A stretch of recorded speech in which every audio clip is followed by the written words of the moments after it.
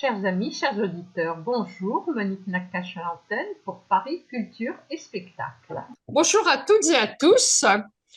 Aujourd'hui, au surlendemain de Yom HaShoah, je ne pouvais pas faire l'économie de parler d'un livre qui porte en partie sur la Shoah. Et je dis avant tout bonjour à Anne Bassi. Bonjour Anne. Bonjour Monique. Alors Anne nous arrive avec un livre très agréable à lire qui nous met vraiment en situation, très riche. Je veux parler de Dieu le fit, qui a paru aux éditions du L'Ailleurs, et je vais vous partager tout de suite. Et Anne va nous parler tout de suite de ce livre qui a paru hier, donc au lendemain de Yom HaShoah. Merci Monique. Alors, je vais essayer de vous parler du livre sans dévoiler quoi que ce soit, puisque peut-être que ça peut vous sembler flou parfois, parce que c'est pas toujours évident comme exercice quand on essaye de respecter scrupuleusement l'intrigue, les intrigues.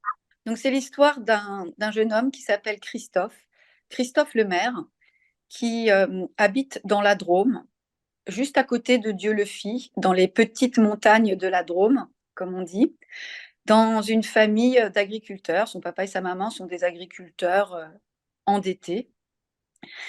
Et son instituteur va déceler en lui une intelligence assez remarquable. Et il va être encouragé, suivi par cet instituteur et va devenir avocat. Donc, toute une première partie de livre assez agréable à lire, car elle se situe dans les petites montagnes, dans cette vie agricole, avec les chevaux et avec les animaux de cette région. Christophe va devenir un avocat célèbre, et donc il va d'une certaine manière échapper à sa condition sociale. Et puis un jour, il va y avoir un procès tout à fait inattendu, qui va le confronter à ses fantômes du passé et à deux secrets de famille qui vont alors ressurgir.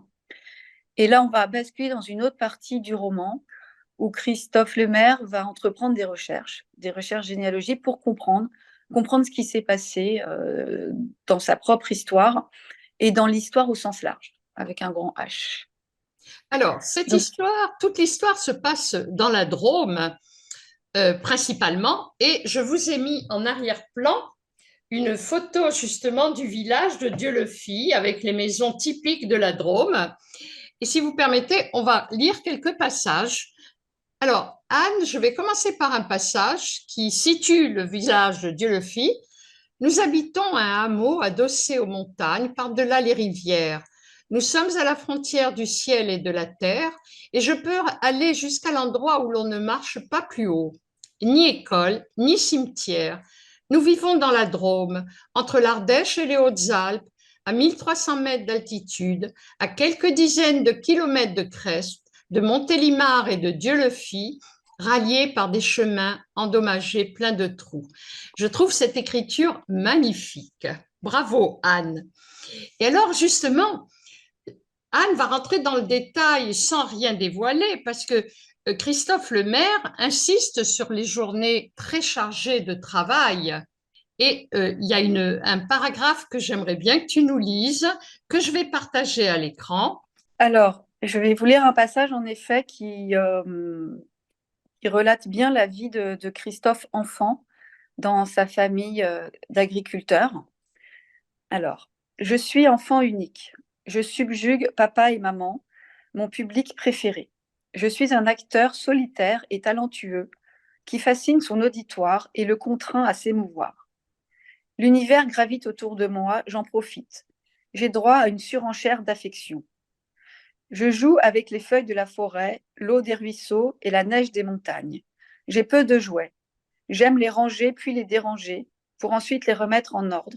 Je me suis bâti un monde, peut-être parce que je suis fils unique. Est-ce que je continue, Monique, Anne, en fait, c'est le précédent que je voulais que tu lises. Tout au long de l'année, ces journées de travail sont identiques.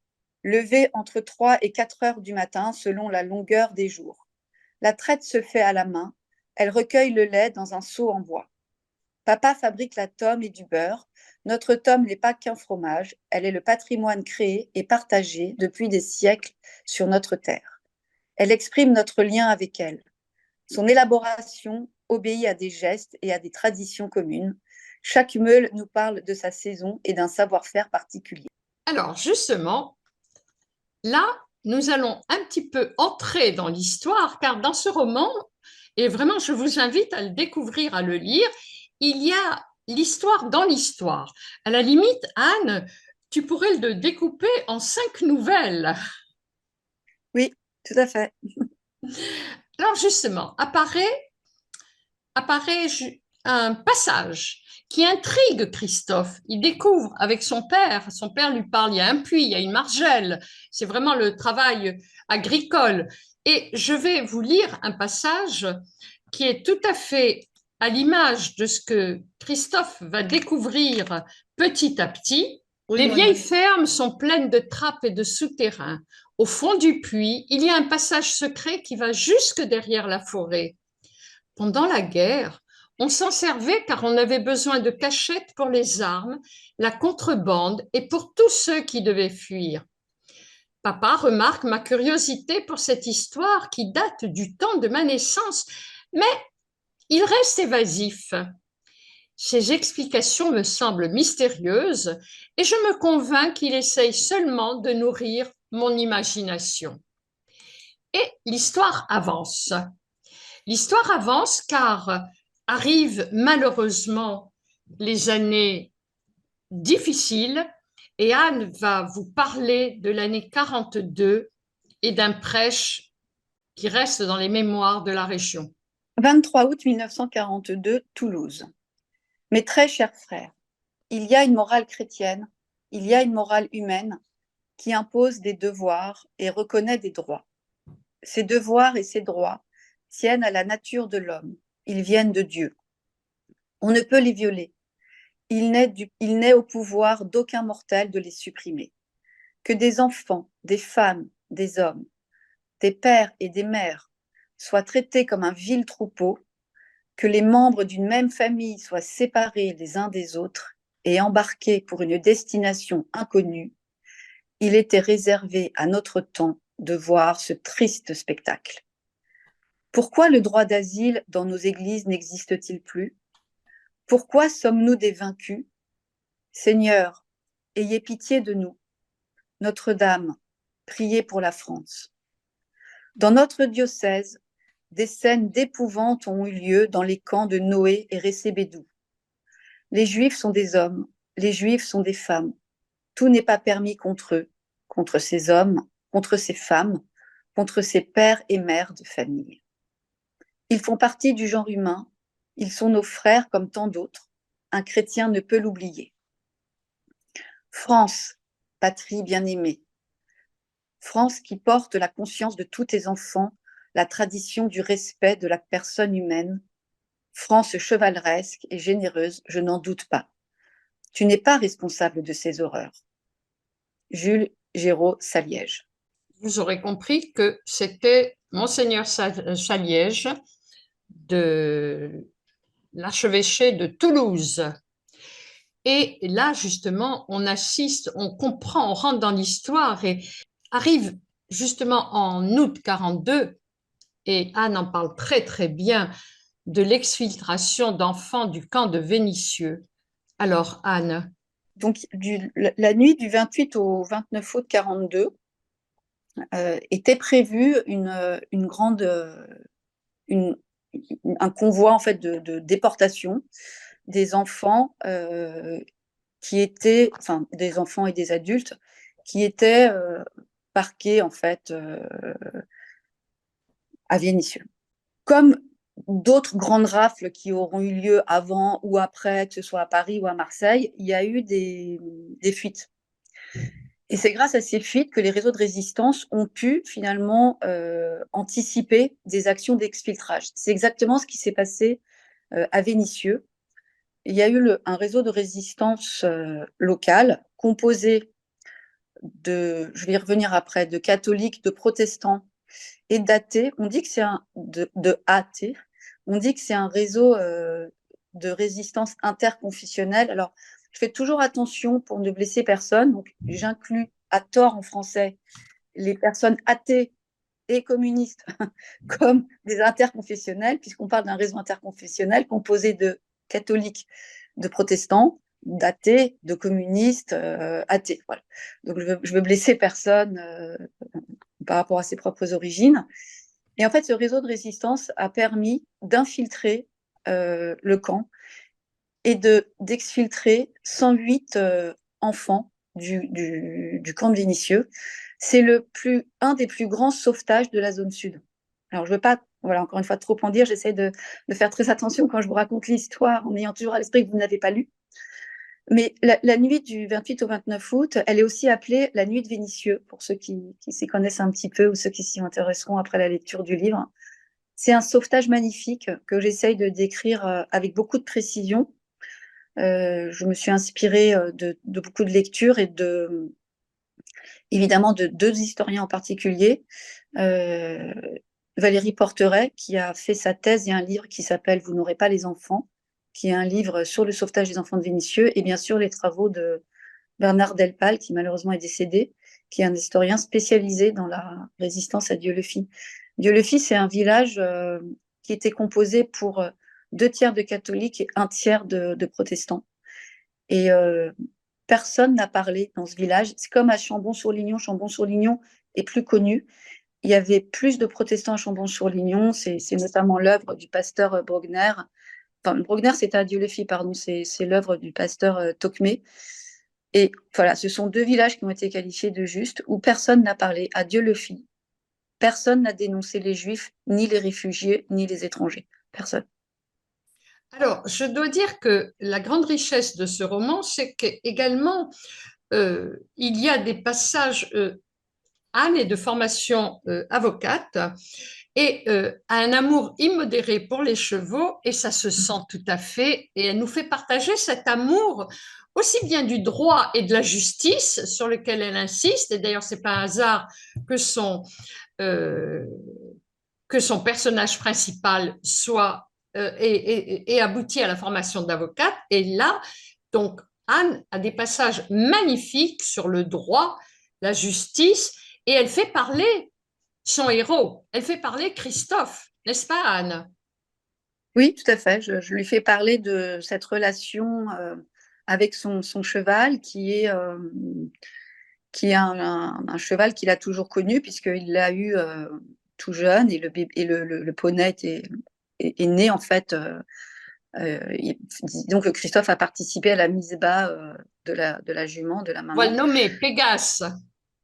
Voilà, Pégase. C'est important parce que, alors moi, j'ai eu beaucoup de plaisir à décrire la relation avec le cheval, parce que je suis moi-même cavalière, que j'ai moi-même un cheval. Mais j'ai voulu aussi, sans rien dévoiler, essayer de montrer comment ce cheval, il fait partie d'une partie de Christophe. Christophe, c'est un jeune homme, vous le verrez, qui a un grand sentiment d'incomplétude et un sentiment de solitude prononcé dans sa vie intérieure. Et le cheval l'équilibre. Le cheval est un complément de lui. J'espère l'avoir bien décrit et vous faire découvrir, j'en dirai pas plus, toute cette relation assez intime, psychanalytique, de cette complétude. Enfin, je l'appelle comme ça. C'est très bien écrit. C'est très, très bien écrit.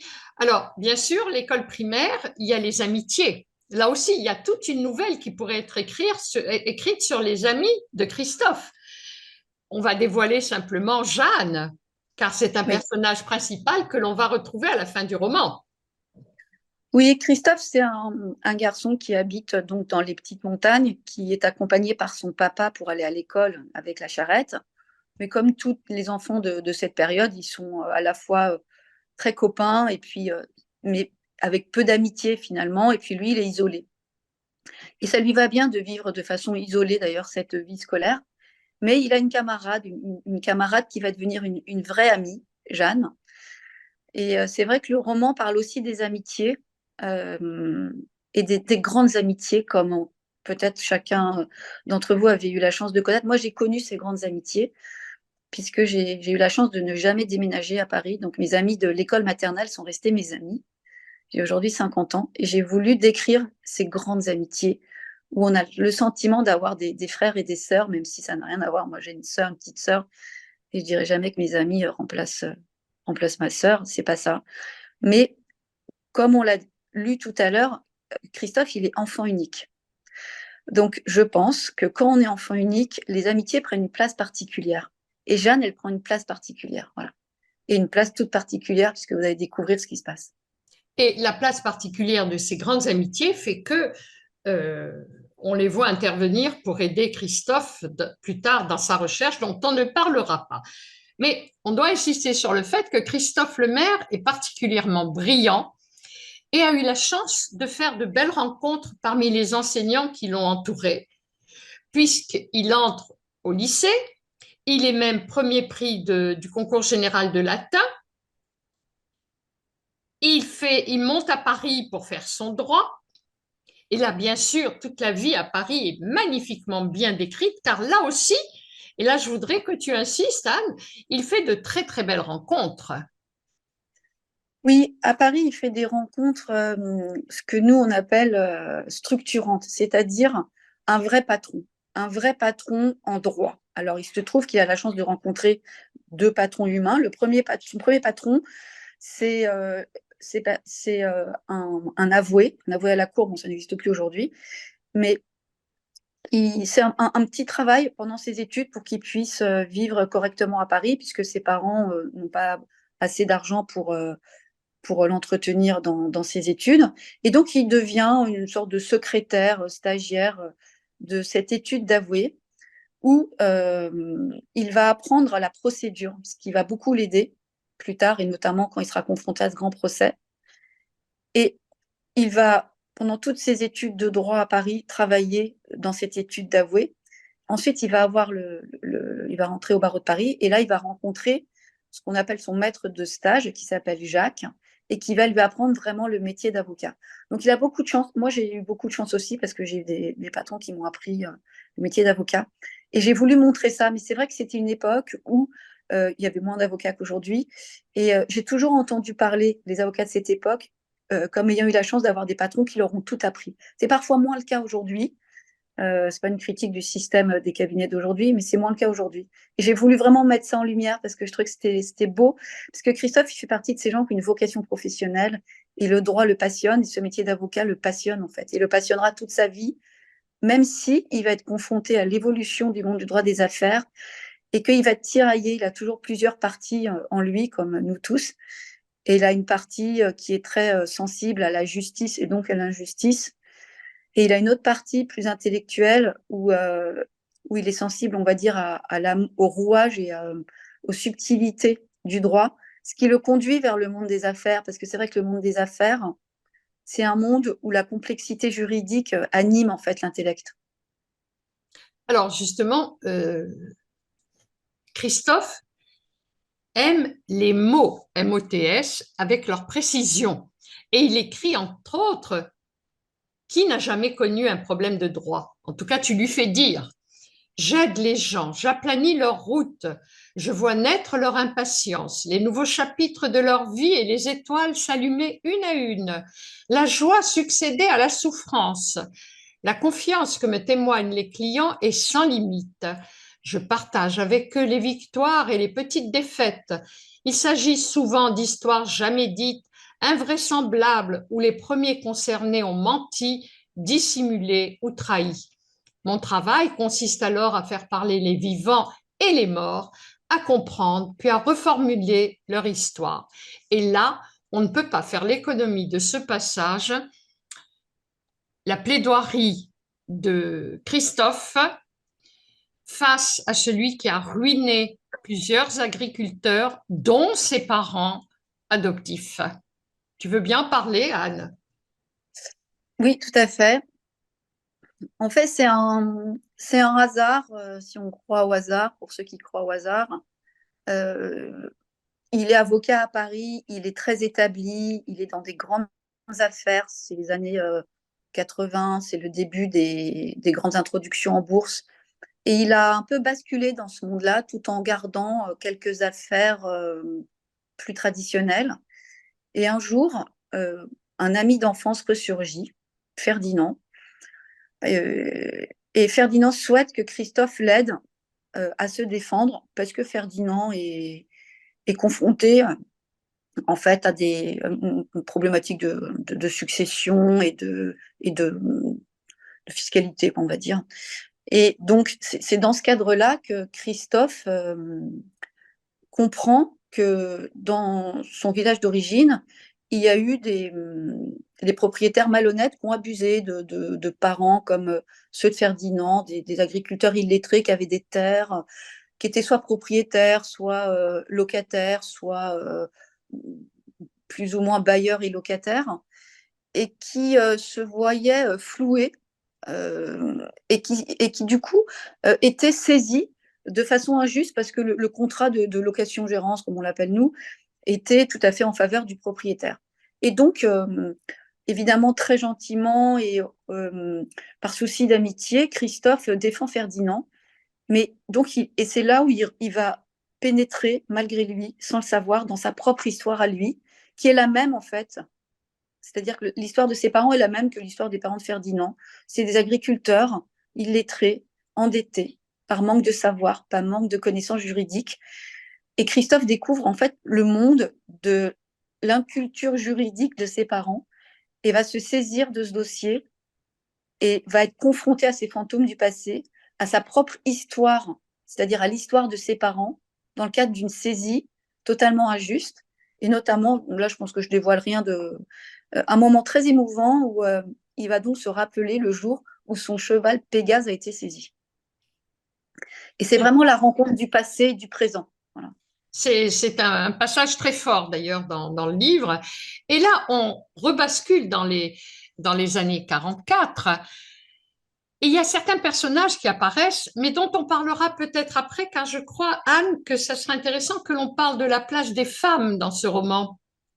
Oui. Et bien sûr, je fais allusion à Nicole. Oui. Alors, vous verrez, c'est un hommage aux résistants, ce livre. Et j'ai voulu aussi rappeler le rôle des femmes résistantes. Alors, comprenez-moi bien, pas du tout dans un souci de discours féministe, c'est pas ça. Dans un souci vraiment de justice et de justesse, parce que les femmes françaises ont été de grandes résistances. Ça, c'est moins su. Pourquoi? Parce que la résistance féminine était moins visible, parce qu'on se méfiait moins des femmes.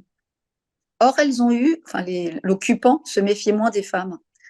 Elles ont fait pourtant preuve de courage et d'ingéniosité. Elles ont eu des rôles très variés, les femmes dans la résistance. Elles étaient parfois coursiers, enfin, je ne sais pas si on dit coursières, mais coursiers. Elles étaient responsables de distribution de journaux clandestins. Elles faisaient de l'espionnage. Elles étaient aussi soutien médical. Mais elles ont aussi accueilli des enfants. Dans toutes les recherches que j'ai pu faire, c'est la femme qui était à l'initiative de l'accueil d'enfants. C'était pas l'homme. L'homme, il disait oui, il disait non, mais ils n'étaient pas à l'initiative. Quand on parle de la résistance au féminin, souvent on voit des photos de demoiselles à vélo, ce qui est juste, souvent des belles photos d'ailleurs, et on voit aussi des demoiselles ou des femmes un peu plus âgées avec des mitraillettes, qui renvoient à la résistance armée, ce qui était moins vrai pour les femmes. Et donc, j'ai voulu rappeler le rôle des femmes, et en particulier, même de 4 femmes, sans rien dévoiler dans le roman. Il y a Nicole, bien sûr, qui est une très grande résistante, qui est une femme de l'ombre. On ne sait pas si Nicole, elle est catholique ou protestante. J'ai voulu aussi rappeler les demoiselles dites de Beauvallon, qui est une école qui a accueilli des enfants, qui est une école qui, bien sûr, existait, c'est très connu dans l'histoire. On appelle ça les demoiselles de Beauvallon, l'école de Beauvallon, qui était tenue par 3 femmes protestantes. Madame Soubéran, Madame Monnier et Madame Kraft. J'ai voulu aussi rappeler le rôle des Lemaire. Donc, la famille Lemaire, c'est une famille qui a existé d'ailleurs, c'est un nom d'emprunt, qui était une famille de protestants. Et j'ai aussi voulu rappeler le rôle de Jeanne Barnier, qui a existé à cette époque, d'où le nom de Jeanne, en fait, l'amie de Christophe. Voilà, je pense que là, je reste fidèle au mystère. Mais notez bien ces 4 entités, j'ai envie de dire, je parle d'entités par rapport aux demoiselles de Beauvallon, de Nicole, de la famille Lemaire et de Jeanne Barnier. Alors, notre Christophe Lemaire monte en grade dans l'étude de Jacques jusqu'à en devenir un associé. Et un concours de circonstances fait qu'il n'a pas de papier, il n'a jamais eu de papier. Alors, en quelques lignes, sans rien dévoiler, car c'est vraiment pour lui un concours de circonstances qui va enrichir, en fait, qui est la pièce maîtresse, quelque part, du roman. Qu'est-ce qui se passe, Anne? En fait, Christophe, pour devenir associé, il y a une petite technique juridique, c'est qu'on va devoir céder les parts. Donc, en fait, son patron, Jacques, veut lui céder les parts de la SCP. SCP, c'est Société Civile Professionnelle, c'est la structure juridique du cabinet d'avocats. C'est un acte juridique. Pour ça, il faut avoir une pièce d'identité à jour. Alors, c'est pas qu'il n'a pas de pièce d'identité, il en a. Mais il n'a pas une pièce d'identité, elle est périmée. À cette époque, on pouvait vivre avec des pièces d'identité, des papiers, des cartes d'identité périmées. À partir du moment où on ne voyage pas, lui, il ne voyage pas, il reste en France. On ne parle pas de passeport à cette époque-là. Et pour ça, pour refaire une pièce d'identité, encore aujourd'hui, il faut une copie intégrale d'acte de naissance. Mais on peut vivre sans avoir un acte intégral, et donc on a un acte partiel. Et dans un acte partiel, il y a un certain nombre d'informations qui ne figurent pas par rapport à un acte intégral. Or, pour faire la cession de part, il a besoin d'un acte intégral. Et donc, Jacques, son patron, s'agace en lui disant « Christophe, ça suffit, j'ai besoin d'avoir un acte intégral pour faire la cession de part. Demande à ta mairie de naissance. » Et en fait, Christophe, il fait des demandes à la mairie de Dieulefit. À chaque fois, il reçoit un acte partiel pour des raisons que vous comprendrez quand vous lirez le livre. Et en fait, quand il y a ce procès où il doit se rendre à Dieulefit, un procès qui va le confronter au passé, il en profite pour aller à la mairie pour demander justement son acte intégral qu'il va obtenir, pour des raisons que vous comprendrez, mais qui sont notamment liées à cette grande amitié avec Jeanne. Et là aussi, bien sûr, il a fait de très, très belles rencontres. Des retrouvailles, ce ne sont même pas des rencontres, ce sont des retrouvailles, Anne. Oui, oui, les retrouvailles, adieu le fit. Alors, comme je dis souvent, on est toujours rattrapé par son passé. Ça, c'est un peu mon grand sujet, le transgénérationnel ou l'intergénérationnel et les secrets de famille qui reviennent toujours. Et en fait, Christophe, comme beaucoup de gens, il a fait table rase de son passé. Mais je le disais dans les Matrioshkas, le passé revient toujours en fait comme le corps d'un noyé. En fait, il revient à la surface. C'est juste une question de temps. Et il suffit que Christophe remette un pied à Dieulefit pour que tout le passé ressurgisse. Sachant que dans le livre, il y a d'autres moments où il est tranquillement à Paris, il est avocat, et où le passé commence à revenir. Et parfois, il ouvre un peu la porte et le passé revient un peu. Soit il ouvre un peu plus la porte et le passé revient un peu. Mais vous le savez comme moi, les secrets de famille, ce qui est fascinant, c'est qu'ils sont là, en fait. Ils sont là, devant vous. Et on ne veut pas les voir. Et où on ne veut pas les entendre. Et tout était là, en fait, devant Christophe. Tout était là pour qu'il comprenne. Et il n'a rien vu, n'a rien entendu. Mais le jour où il commence, en fait, à retourner vers son passé ou simplement à accueillir le passé qui revient, les choses se révèlent de façon très méthodique, en fait. Je précise que Les Matrioshkas, c'est le premier livre d'Anne Bassi. Merci, Anne. À une très prochaine fois.